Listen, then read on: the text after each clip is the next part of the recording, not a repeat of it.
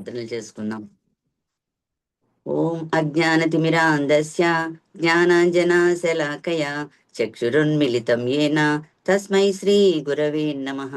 నమః ఓం విష్ణుపాదాయ కృష్ణప్రేష్టాయ భూతలే శ్రీమతే భక్తి వేదాంత స్వామిన్నితి నామినే.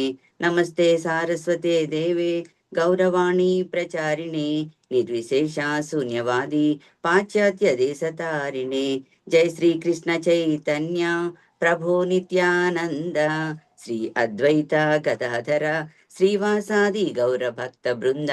హరే కృష్ణ కృష్ణ కృష్ణ హరే హరే, హరే రామ రామ రామ హరే హరే. నమో విష్ణుపాదాయ కృష్ణ ప్రేష్టాయ శ్రీమతి జయవతాక స్వామి నామిని. నమస్తే. కృష్ణ.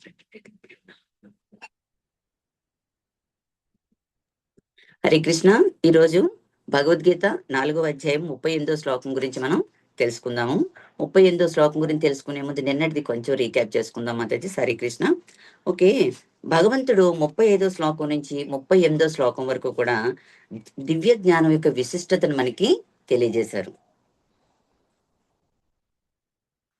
విశిష్టతను మనకి తెలియజేశారు. 35వ శ్లోకంలో మనము భగవంతుని యొక్క అంశలము, అణుమాత్రం అంశలం అన్నది మనకి తెలియజేశారు. 36వ శ్లోకంలో ఈ దివ్య జ్ఞానం పొందటం వలన మనం సమస్త దుఃఖాల నుండి మనము దూరం అవుతాము అన్నది కూడా మనకి చెప్పారు. ఇంకా 37వ శ్లోకంలో ఈ దివ్య జ్ఞానాన్ని పొందటం వలన ఎన్నెన్నో జన్మల నుంచి వచ్చిన పాపకర్మలన్నీ కూడా భస్మీపటలమైపోతాయి, దూరం అవుతాయి అన్నది కూడా మనకి కృష్ణ భగవానుడు తెలియజేశారు. 38వ శ్లోకం ఈ రోజు మనం చర్చించుకునే శ్లోకంలో ఈ దివ్య జ్ఞానం ద్వారా మనశ్శాంతి కలుగుతుంది, శాంతి కలుగుతుంది. శాంతి కలిగిన వెంటనే ఏమవుతుందండి, మనకి భక్తిలో స్థిరత్వం ఏర్పడుతుంది. స్థిరంగా మనం భక్తి చేసే భాగ్యం మనకి కలుగుతుంది అన్నది కృష్ణ భగవానుడు చెప్పాడు. ఈ శ్లోకము నహి జ్ఞానేన సదృశం పవిత్రం మిహ విద్యతే తస్వయం యోగ సంసిద్ధ కాలేనాత్మని విందతి. ఈ ప్రపంచంలో దివ్య జ్ఞానం అంతగా ఉదాత్తమైనది, విశుద్ధమైనది వేరొకటి లేదు. అట్టి జ్ఞానము సకల యోగముల ఫలము. భక్తి యోగ సాధనలో సిద్ధి పొందినవాడు ఈ జ్ఞానమును కాలక్రమములో తనలోనే అనుభవిస్తాడు అన్నది మనకి తెలియజేస్తున్నారు. అయితే కృష్ణ సాధనలో, కృష్ణ భక్తిలో సాధన చేయడం ద్వారా భక్తిత సేవలో పరిపూర్ణత అన్నది సాధిస్తాడు. అటువంటి వ్యక్తి తనలోని ఆనందాన్ని కూడా అనుభవిస్తాడు. అంటే సాధన అన్నది మనలో భగవంతుని పట్ల ప్రేమను, భక్తిని అన్నది పెంచుతుంది. ఈ జ్ఞానం మనకి, ఈ దివ్య జ్ఞానం మనం పొందడం వలన మనం దుఃఖ సాగరం నుండి, అంటే ఈ దుఃఖాలు, భౌతిక జగత్తులో ఉన్న దుఃఖాలన్నిటి నుంచి కూడా మనల్ని కాపాడుతుంది అన్నది మనకి ఇక్కడ తెలుస్తుంది. సమస్త కర్మలను కూడా భస్మీపట్లం చేస్తుందని చెప్తున్నాడు శ్రీకృష్ణ పరమాత్ముడు. ఇంకా ఈ దివ్య జ్ఞానం గురించి భగవద్గీత 9వ అధ్యాయము 2వ శ్లోకంలో రాజవిద్య రాజగుహ్యం పవిత్రం మిదముత్తమం. ఈ జ్ఞానం అంటే రాజవిద్య రహస్యాలన్నిట్లోని పరమ రహస్యమైనది. ఈ పరమ రహస్యమైన జ్ఞానం ఏంటి? ఆత్మకి శరీరానికి మధ్య ఉన్న తేడాని తెలియజేస్తుంది. అంటే ఆత్మ యొక్క ప్రత్యక్షమైన అనుభూతిని మనకి ఇస్తుంది. ఆత్మ అన్నది శాశ్వతమైనది, దాంట్లో ఎటువంటి మార్పులు ఉండవు.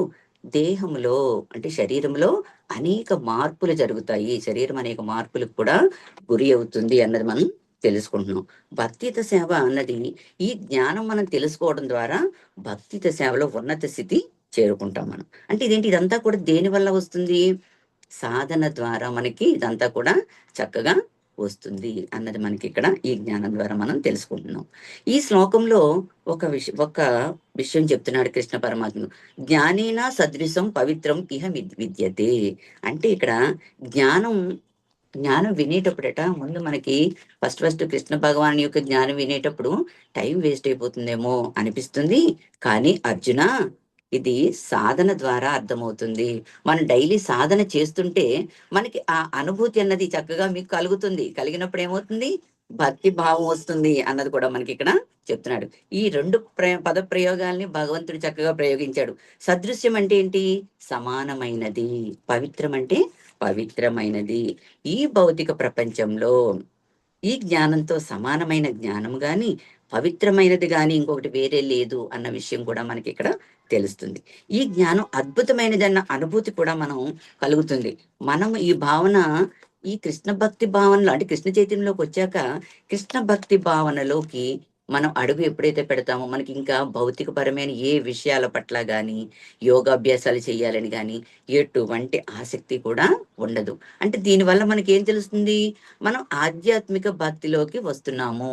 ఆ భక్తి యొక్క రుచిని మనం అర్థం చేసుకుంటున్నామని మనకి అర్థమవుతుంది. ఎటువంటి పరిస్థితులు ఎదురైనప్పటికీ కూడా కృష్ణ భక్తి జ్ఞానంలో నెలకొని ఉంటాడు. ఏంటి? అట్టి ద్వంద్వాలకు అతీతంగా ఉంటాడు. దుఃఖాలు వచ్చినా సుఖాలు వచ్చినా కూడా ఎటువంటి చలనం లేకుండా ప్రశాంతంగా జీవితాన్ని గడుపుతాడు అన్నది కూడా ఈ జ్ఞానం ద్వారా మనం తెలుసుకోవచ్చు. మనం కూడా చూడండి, ఇది వరకు 6 గంటలకి లెగిసేవాళ్ళం, కానీ ఇప్పుడు ఏం చేస్తున్నాం? ఈ కృష్ణ భక్తి రసాస్వాదన అనేది మనకి ఎప్పుడైతే అలవాటైందో, ఎప్పుడు భగవద్గీత క్లాసు మొదలవుతుంది, ఎప్పుడు మనం క్లాసులో జాయిన్ అవ్వాలి అన్న అనుభూతి మనకి కలుగుతుంది కదండి. అందుకే మనం అందరం కూడా చక్కగా కూర్చొని భగవద్గీతని చక్కగా శ్రవణం చేస్తున్నాము. ఇక్కడ ఈ శ్లోకంలో ఇహ అనే పదం కూడా చెప్తున్నాడు కృష్ణుడు. ఇహ అంటే ఏంటి? భౌతిక జగత్తు. శ్రీల ప్రభుపాదులు వారు చెప్తున్నారు, ఈ భౌతిక జగత్తు దేని వల్ల ఏర్పడిందో తెలుసా అని అడుగుతున్నారు. దేని వల్ల ఏర్పడింది ఈ భౌతిక జగత్తు అంటే అజ్ఞానం వల్ల ఏర్పడింది. అంటే ఇక్కడ భౌతిక జ్ఞానం, అజ్ఞానం వల్ల ఏర్పడిన ఈ భౌతిక జగత్తులో జ్ఞానం ఎలా దొరుకుతుంది మనకి అన్నది కూడా మనం ఇక్కడ తెలుసుకోవాలి. ఎందుకంటే ఇక్కడ ఉండే వ్యక్తికి ఏదైనా ఒక విషయం చెప్పాలి అనుకున్నాం అనుకోండి, వివరించాలనుకుంటే ఏంటి? కంటికి కనిపించే అంశాలతో వివరిస్తేనే అతనికి అర్థమవుతుంది. మామూలుగా చెప్పాలి అంటే ఏమీ అర్థం కాదు. అంటే ఇక్కడ ఏమడుగుతాడు? సాక్ష్యం ఉందా లేదా అని చూస్తూ ఉంటాడు. ఇక్కడ కృష్ణుని మనం అందరం కృష్ణుణ్ణి మనం కీర్తిస్తున్నాము అని అందరూ అనుకుంటారు. కానీ ఈ కీర్తన ఎలా ప్రారంభమవుతుంది అన్నది కూడా మనం తెలుసుకోవాలి.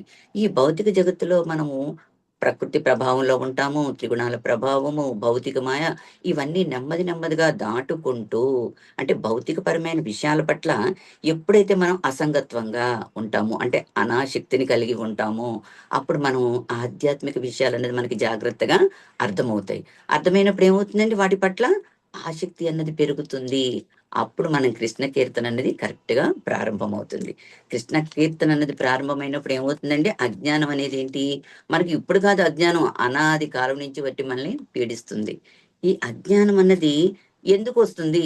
ఎందుకు పట్టి పీడిస్తుంది అంటే మనము భగవంతుడిని మర్చిపోయాం. దేవాది దేవుడైన శ్రీకృష్ణ పరమాత్ముడిని మనం మర్చిపోయినందువల్ల ఈ అజ్ఞానం మనల్ని పట్టి పీడిస్తుంది అన్నది కూడా మనం ఇక్కడ తెలుసుకోవాలి.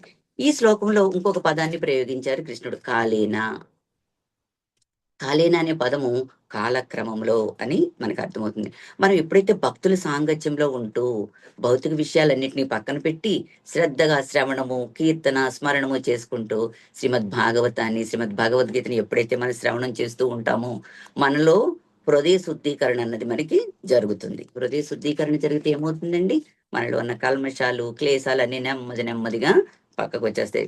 చైతన్య మహాప్రభు ఏం చెప్పారండి మనకి? చేతో దర్పణ మార్జనం భవ మహాదావాగ్ని నిర్వాపణం అని చెప్పారు. అంటే ఏంటి? హృదయం శుద్ధీకరణ ఎప్పుడైతే అవుతుందో, అంటే మనం దీనికి ఒక అద్దం తీసుకున్నాం అనుకోండి, అద్దం మీద ధూళి పడి ఉంటుంది. ఆ ధూళి పడినప్పుడు మనం చాలా జాగ్రత్తగా తుడిచేస్తూ ఉంటాం. ఎందుకంటే మన ప్రతిబింబం మనకి చక్కగా కనిపించాలి కదా. కనిపించే వరకు అద్దాన్ని క్లీన్ చేస్తూ ఉంటాం. అదే విధంగా మన ప్రతిబింబాన్ని మనం చక్కగా చూసుకునే వరకు మనకి తృప్తి ఉండదు. అదే విధంగా మన హృదయంలో ఉన్న ధూళిని, దుమ్ముని పూర్తిగా శుద్ధీకరణ చేసుకోవాలి, తొలగించే ప్రయత్నం చేయాలి. ఈ తొలగించే ప్రయత్నం చేయాలంటే ఎలా సాధ్యమవుతుందండి? చైతన్య మహాప్రభు ఏం చెప్పారు? హరి కృష్ణ మహామంత్ర సంకీర్తన చేయమని చెప్పారు. దీని ద్వారా మన హృదయంలో ఉన్న క్లేశాలు, కష్టాలు, కర్మలు అన్ని కూడా నెమ్మదిగా తగ్గిపోతాయి. తగ్గిపోతే ఏమవుతుంది? మన హృదయం శుద్ధీకరణ జరుగుతుంది. అప్పుడు ఏమవుతుంది? ఇలా చేసినప్పుడు మనకి జ్ఞానము, వైరాగ్యము వస్తుంది. ఏంటండి వైరాగ్యం ఎలా వస్తుందండి అంటే, భౌతికపరమైన విషయాల పట్ల వైరాగ్యం వచ్చేస్తుంది. భక్తి పట్ల మనకి శ్రద్ధ పెరుగుతుంది, ఆసక్తి పెరుగుతుంది, ప్రేమ పెరుగుతుంది, రుచి పెరుగుతుంది. దీనివల్ల మనం ఇదంతది కారణం ఏంటండి? సాధన. మనం ఎంత చక్కగా సాధన చేస్తామో అంత చక్కగా మనలో భక్తి అన్నది పెరుగుతుంది, పరిపూర్ణత చెందుతాం. భక్తిలో పరిపూర్ణత చెందాలి అంటే శ్రద్ధగా మనం శ్రవణం చెయ్యాలి. ఇక్కడ అజ్ఞానము అనేది ఏంటి? బంధకారకము. అంటే అజ్ఞానంలో కర్మలు చేసామనుకోండి, అవి కర్మ బంధనాలలో చిక్కుకునేటట్టుగా మనల్ని చేస్తాయి. అది జ్ఞానం అన్నది ఏంటి? ముక్తికారకము. స్వేచ్ఛ ఉంటుంది జ్ఞానంలో. ఈ భక్తియుత సేవలో నెలకొన్న వారందరూ కూడా సమస్త పాపాలు కూడా తొలగిపోతాయి. ఈ పాపాలు ఎలా ఉంటాయండి? మనకి చెప్పుకుంటాం. చాలా మంది మన సీనియర్ డివోటీస్ చెప్తారు. ప్రారబ్ధ, అప్రారబ్ధ కర్మలని చెప్తారు. అంటే బీజ రూపంలో ఉన్నవి, తర్వాత ఫలోన్ముఖంగా ఉన్నవి, సంచిత కర్మలు ఇవన్నీ కూడా పూర్తిగా మనకి శ్రవణ కీర్తనల వలన, హరినామ స్మరణ వల్ల పూర్తిగా అన్ని కూడా నశించిపోతాయి. ఈ ఈ సేవ ఎంత పరిపూర్ణంగా ఉంటుంది అంటే, ఈ భక్తి అన్నది మనం ప్రత్యక్షంగా అనుభూతి చేసుకోవచ్చు. మనం దీనిని మనం ఆచరిస్తూ ఉంటే మనం చక్కగా మనకే అనుభూతి కూడా మనం అవుతుంది. ఇంకా హరే కృష్ణ మహామంత్రం. హరే కృష్ణ హరే కృష్ణ కృష్ణ కృష్ణ హరే హరే హరే రామ హరే హరే రామ రామ రామ రామ హరే హరే హరే. హరే. ఈ హరే కృష్ణ మంత్రాన్ని ఎప్పుడైతే మనం అపరాధరహితంగా చేస్తామో దాని అనుభూతి మనం అనుభవించవచ్చండి. ఈ ఈ నామాన్ని, శుద్ధ నామాన్ని మనం చక్కగా పలికితే ఇందులో 8 హరేలుంటాయి, 4 కృష్ణ, 4 రామాలుంటాయి. ఈ 16 పదాల హరే కృష్ణ మహామంత్రాన్ని మనం శ్రద్ధగా అపరాధరహితంగా పలికామనుకోండి, అందులో ఉన్న భావం మనకి అద్భుతమైన ఆనందాన్ని ఇస్తుంది. ఓకే, సమస్త కర్మల నుంచి కూడా మనల్ని పవిత్రమైపోతాము. కర్మల నుండి కూడా మనల్ని పవిత్రాన్ని చేసేస్తుంది. కృష్ణ భగవానుడు ప్రీత్యర్థమే మనం కర్మలు చేయడం మొదలు పెట్టామనుకోండి. కృష్ణ భగవానుడు అంటే ఫలితాల్ని ఆశించకుండా, కర్మ సిద్ధాంతం ప్రకారం ఏంటండి? చర్య ప్రతిచర్యల నుండి ముక్తుడవ్వడం. అంటే మనం ఫలితాలను ఆశించకుండా మనం కృష్ణ ప్రీత్యర్థమే మనం కర్మలు చేయడం మొదలు పెడితే మనం వెంటనే దివ్య జ్ఞానాన్ని మనం పొందుతాము. ఎటువంటి ఫలితం రాదు. ఎక్కువ పుణ్యం చేస్తే పుణ్యం వల్ల పుణ్యలోకాలకు వెళ్తాము, పాపం చేస్తే నరకలోకాలకు వెళ్తాం. ఏదైనా మన బంధనాల్లో చిక్కుని మళ్ళీ భౌతిక జగత్తులో రావాల్సిన అవసరం ఏర్పడుతుంది. ఇదేమీ కాకుండా మనం కృష్ణ ప్రీత్యర్థమే కర్మలు చేయడం మొదలు పెట్టామనుకోండి, మనలో ప్యూరిఫికేషన్ మొదలవుతుంది, పరిపూర్ణత అన్నది మొదలవుతుంది. ఇంకా ఆధ్యాత్మిక జ్ఞానం ఎందుకు ముక్తికారకము అని అంటే, కృష్ణుడు చెప్తున్నాడు, ఇది నా స్వీయ ఉనికిని తెలియజేస్తుంది. కృష్ణుడు ఏం చెప్తున్నాడండి? జన్మ కర్మ చ మే దివ్యం ఏవం యో వేత్తి తత్వతః త్యక్వా దేహం పునర్జన్మ నైతి మామేతి సోర్జున.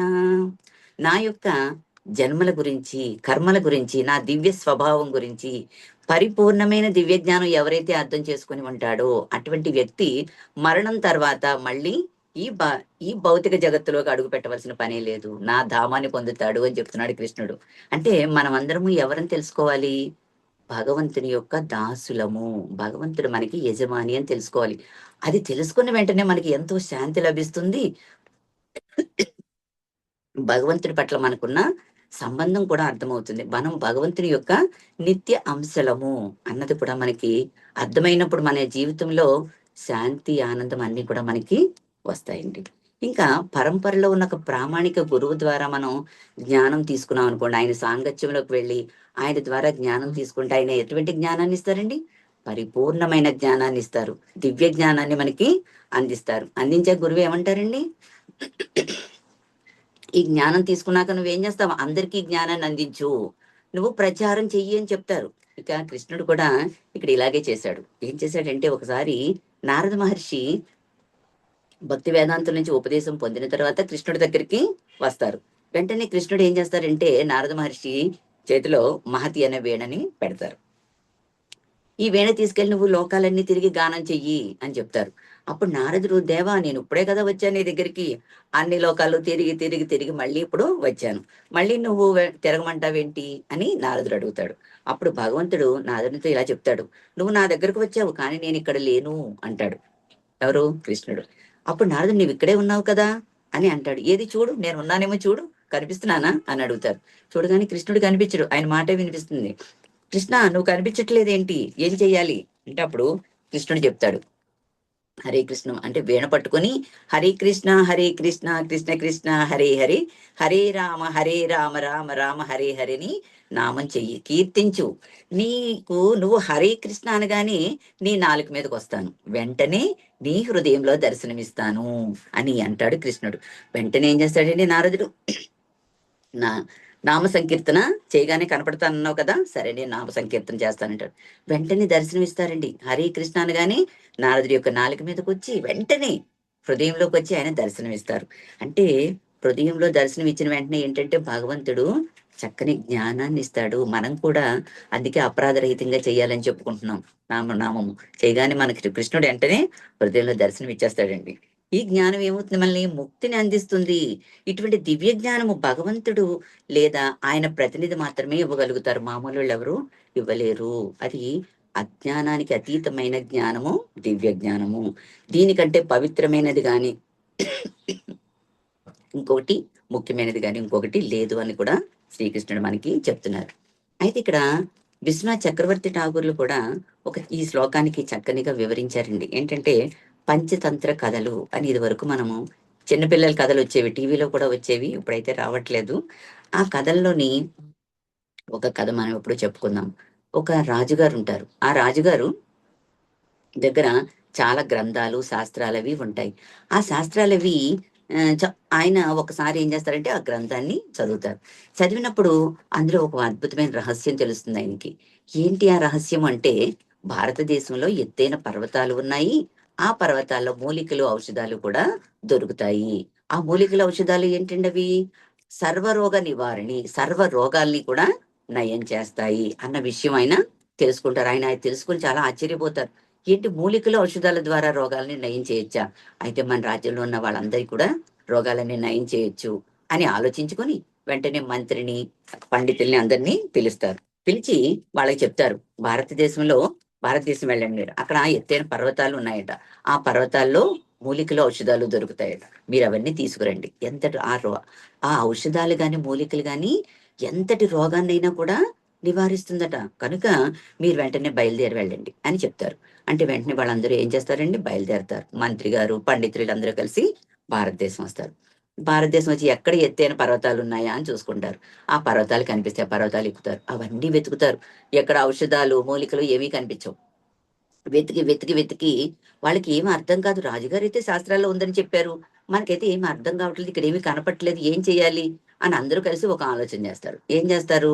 వెంటనే వాళ్ళు ఇక్కడ మనం ఇక్కడ అందరూ ఉంటారు కదా, ఈ పర్వతాల్లో ఎవరైనా తపస్సు చేసుకుని ఉంటున్నారేమో, వాళ్ళని మనం కలుద్దాం. కలిస్తే వాళ్ళ ద్వారా ఏదైనా మనకి ఒక విషయం తెలుస్తుంది అని అనుకొని అక్కడ వెతకడం మొదలు పెడితే ఒక సాధువు కనిపిస్తారండి. ఆ సాధువుతో వాళ్ళు, అయ్యా మీరు మాకు గైడ్ గా ఉండండి అంటారు. అసలు ఆ సాధువుకి ఏం అర్థం కాదు. నేను మీకు గైడ్ గా ఉండండి ఏంటి, అసలు మీరేంటి, మీరు ఎక్కడి నుంచి వచ్చారంటే, మేము పలానా రాజ్యం నుంచి వచ్చామండి, మా రాజుగారేమో ఒక గ్రంథం చదివారు, ఆ గ్రంథంలో భారతదేశం గురించి ఒక రహస్యం తెలిసింది, ఇక్కడ ఎత్తైన పర్వతాల్లో మూలికలు ఔషధాలు ఉంటాయట, వాటిని మేము తీసుకెళ్తాం. ఆ మూలికల ఔషధాలు మీకు ఎవరు చెప్పారు? ఎందుకు అంటే, ఆ మూలికలు ఔషధాల ద్వారా సర్వ రోగాలు నివారణ అవుతాయట, నయమైపోతాయట, అది సంజీవినిలా పనిచేస్తుందట. అందుకని అవి మాకు కావాలి. మీరు మాకు హెల్ప్ చేయండి. మీరు సహాయం చేశారనుకోండి, మేము అవి పట్టుకొని మా రాజుగారి దగ్గరికి వెళ్తాం అంటే, అప్పుడు ఆయన చెప్తారు, మీరు అప్పుడు సాధువు ఆశ్చర్యంగా ఏ మూలికలు, ఏ ఔషధాలు, ఏ ప్రదేశాలు అని అడుగుతారు. అప్పుడు ఆయన అన్ని వివరంగా తెలుసుకున్నాక అప్పుడు చెప్తారు, భారతదేశంలో మీ రాజు కంటే సాధువు అంటారు, మీ రాజు కంటే జ్ఞానం లేకపోతే, మీరు చూస్తే పండితుల్లా ఉన్నారు, మీరు శాస్త్రాలు అధ్యయనం చేసి ఉంటారు కదా, మీకన్నా అర్థం కాలేదా అని అంటాడు. అప్పుడు ఆ సాధువు వర్ణిస్తాడు. ఎత్తైన పర్వతాల గురించి, ఔషధాల గురించి తెలపడం కొరకే ఒక ఉపమానాన్ని వాడారు ఇక్కడ. ఆ ఉపమానాన్ని పట్టుకొని మీరు వెళ్ళకూడదు. అంటే ఏంటి, మీరు అది ఏంటో తెలుసుకునే ప్రయత్నం చేయాలి. అంతేగాని పర్వతాలు చుట్టూ తిరుగుతుంటే ఔషధాలు మూలికలు కనపడతాయండి ఇక్కడ? కనపడవు కదా అని చెప్తున్నారు. ఈ శాస్త్రాల్లో ఉన్న మర్మం గురించి తెలియజేస్తున్నారు. ఏంటంటే శాస్త్రాల్లో మర్మం ఏమిటంటే, భారతదేశంలోని ఎత్తైన పర్వతాలు అంటే ఏంటో తెలుసా? ఏంటంటే మేధా సంపత్తి, ఎంతో మంది మేధా సంపత్తి కలిగిన ఋషులు నడయాడిన నేల, భూమి అని వారందరూ కూడా భారతదేశంలో ఉన్నారు. అతి మహాశైలైన మేధా సంపత్తి గల ఋషులందరూ ఈ భారతదేశంలో ఉన్నారు అని అర్థము. అయితే ఆ ఋషులచే లిఖించబడినవి, వ్రాయబడినవే శాస్త్రాలు. తర్వాత ఆ శాస్త్రాలలో ఉన్నటువంటి ఉపదేశాల మూలికలు, ఔషధాలు, ఇవన్నీ కూడా ఉపమానాలుగా చెప్పారు ఆ గ్రంథంలో. మీరు ఇవన్నీ చక్కగా తెలుసుకోవాలి అని చెప్పి ఆయన మన యొక్క భారతదేశం గురించి, ఔషధాల గురించి, ఋషుల యొక్క మేధా సంపత్తి గురించి, గ్రంథాల గురించి, శాస్త్రాల గురించి అన్నీ కూడా వివరంగా చెప్తారు.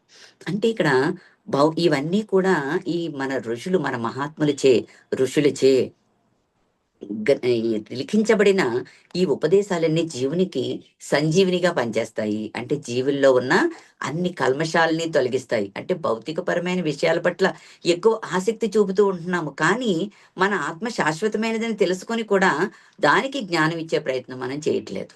మనం ఇక్కడే ఉండిపోతామన్న భ్రమలో ఉన్నాం, కానీ అది నిజం కాదు. మన ఆత్మ అన్నది శాశ్వతమైనది. దాని గురించి, దానికి కావలసిన జ్ఞానాన్ని మనం తీసుకునే ప్రయత్నం చెయ్యాలి. ఇదే ఈ శాస్త్రాల యొక్క ఉపదేశము అన్నది చెప్తారు. వెంటనే అలా చెప్పాక ఏం చెప్తారండి సాధువు?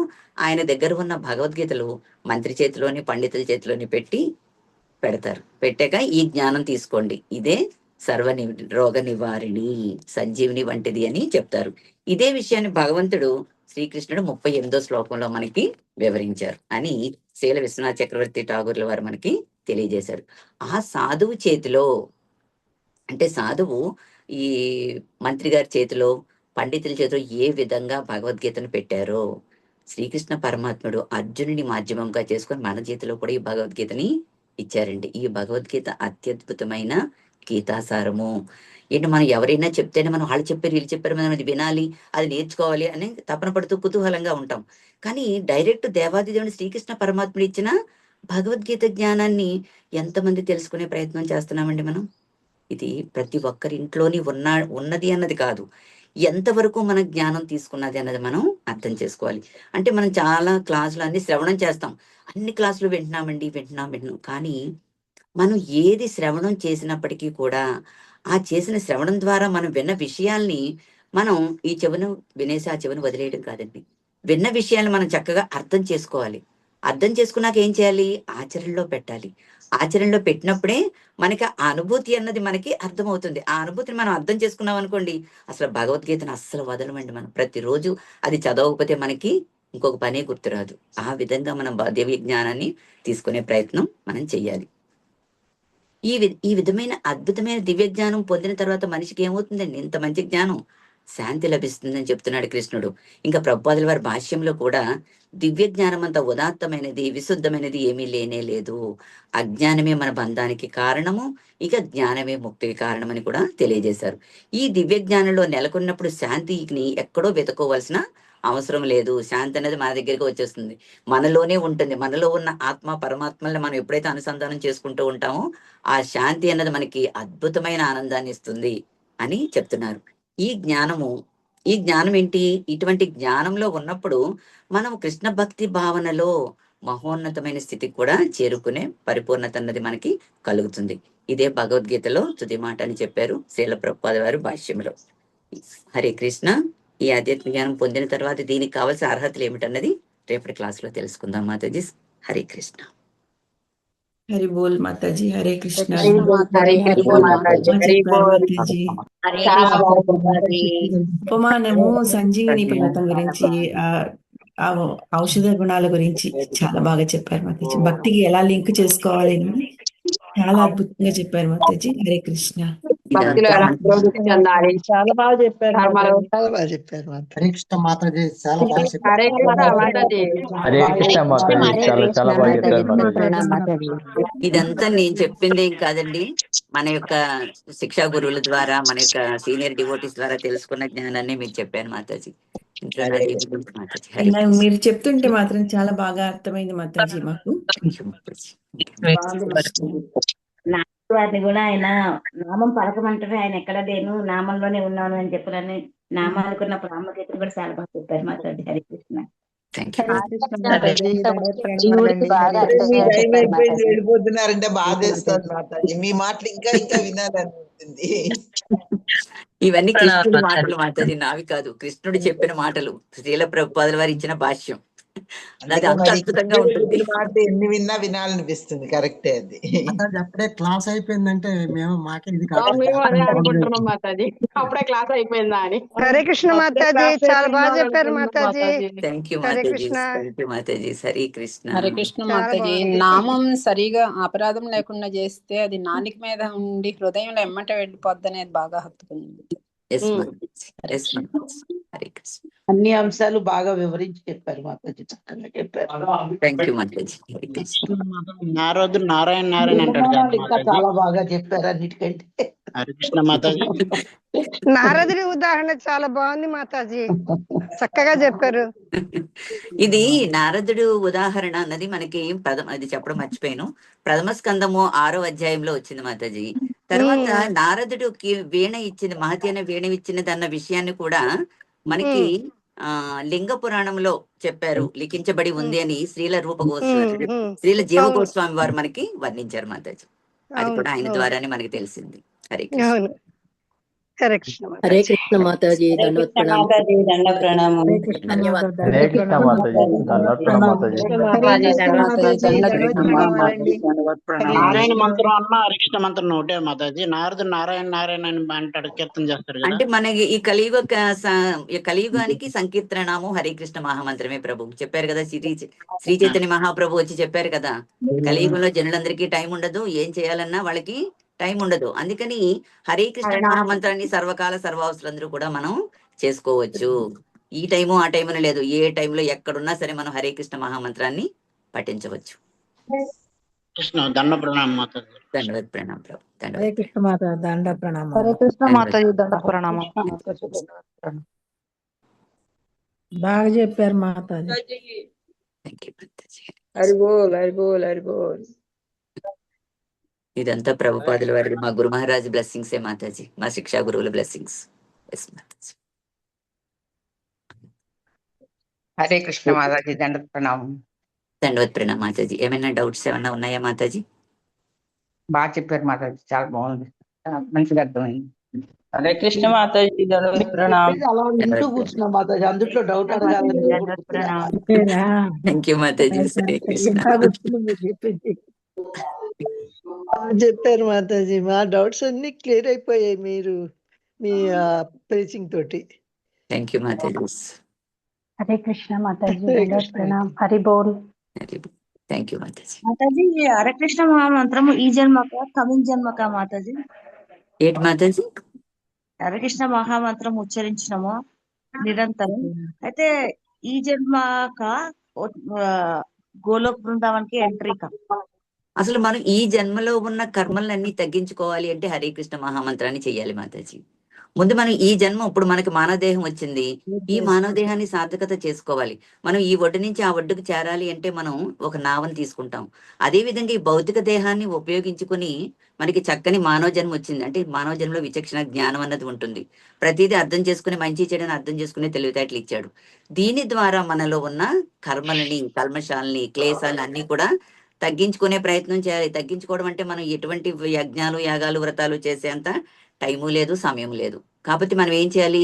హరే కృష్ణ మహామంత్రాన్ని మనం సాధన చేయాలి. సాధన చేస్తే ఈ జన్మలోనే మనం ఒక ఆధ్యాత్మిక మార్గంలోకి అడుగు పెడతాము. అప్పుడు ఈ దేహం ఏమవుతుంది? ఆధ్యాత్మిక దేహంగా మారిపోతుంది. భౌతిక దేహం అనేది ఆధ్యాత్మిక. భౌతిక దేహాన్ని ఆధ్యాత్మిక దేహంగా చేసుకోవాలి అంటే భౌతిక పరమైన విషయాల పట్ల అసంగత్వాన్ని కలిగి ఉండాలి. తర్వాత ఆధ్యాత్మిక విషయాల పట్ల ఆసక్తిని కలిగి ఉండాలి, సంగత్వాన్ని కలిగి ఉండాలి. అప్పుడే మనం ఏమవుతాము? ఇంకా ఎవరు ఏం మాట్లాడినా సరే ఏం పట్టించుకోము. మనం ఎప్పుడు కూడా కృష్ణుడి చింతనలో ఉంటాం, కృష్ణ కథలు వింటాం, భక్తుల సాంగత్యంలో ఉంటాం, శ్రవణం చేస్తాం. దీని ద్వారా మన ఎన్నో కర్మలు చేసుకొచ్చాం. నిన్న ప్రభు చెప్పారు, శ్రీహరి ప్రభు, ఒక పెద్ద కొండ ఉంది, మన పాపాల కొండ. దాంట్లో చిన్న కొన్ని వచ్చి మనల్ని పంపించారు ఇక్కడికి. దాన్ని మనం కంప్లీట్ చేసుకోలేకపోతున్నాం. దాంట్లో మళ్ళీ మిగిలిన యాడ్ చేసుకుంటూ పోయామనుకోండి, మనం 84 లక్షల దేహాలు ఉన్నాయి. ఈ దేహాలన్నీ మనం క్లియర్ చేసుకోవాలి కదా. ఎన్ని దేహాలను మనం తీసుకోగలుగుతాము? అందుకని అవన్నీ గుర్తుపెట్టుకొని మనం రోజు హరే కృష్ణ మహామంత్రాన్ని, శుద్ధ నామాన్ని జపించే ప్రయత్నం చెయ్యాలి. థ్యాంక్ యూ మాతాజీ, దండవత్ ప్రణామం. దండవత్ ప్రణామం Mataji. Hare Krishna. Okay Mataji. Okay Mataji, Hare thank you so much Nirmala Ganga Mataji. Thank you so Mataji. Much Mataji. Thank you so much dear devotees. మళ్ళీ మనం రేపు భగవద్గీత సెషన్ లో కలుద్దామండి. హరే కృష్ణ. వంచా కల్పతరుభ్యశ్చ కృపా సింధుభ్యశ్చ పతితానాం పావనేభ్యో పావనేభ్యో వైష్ణవేభ్యో నమో నమః. హరే కృష్ణ.